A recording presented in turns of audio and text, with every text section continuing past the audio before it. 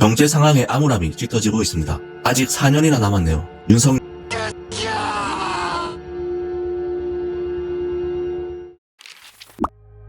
지난해부터 경제가 어려워졌고 주요 원인이 대외 경제 여건 악화라는 것은 다툴 여지가 없는 사실이다.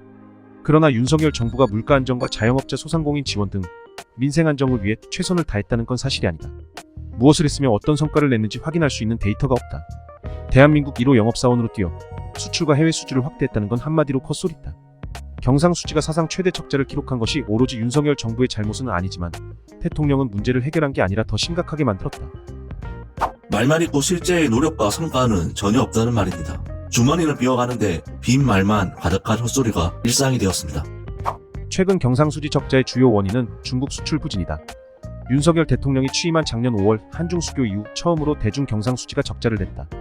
그 후 1년도 되지 않은 기간에 한국의 최대 무역 흑자국이었던 중국이 최대 무역 적자국으로 바뀌었다.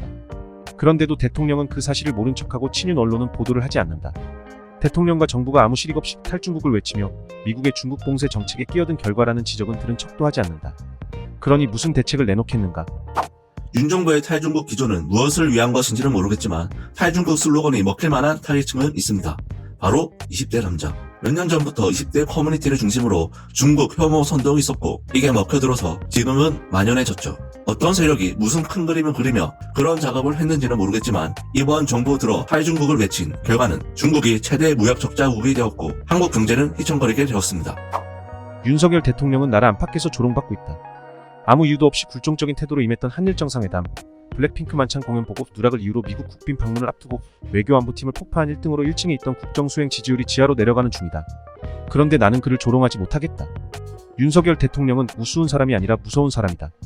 경제 정책에 대한 대통령의 무지와 무능과 태만이 1997년과 비슷한 재난을 불러들이는 게 아닌가 싶어서 겁이 난다. 박정희도 전두환도 무섭지 않았던 내가 윤석열 대통령을 무서워하다니. 여러 경제 지표들뿐 아니라 이제는 일반 시민들도 체감될 정도로 경제 상황의 암울함이 짙어지고 있습니다. 아직 4년이나 남았네요. 윤석열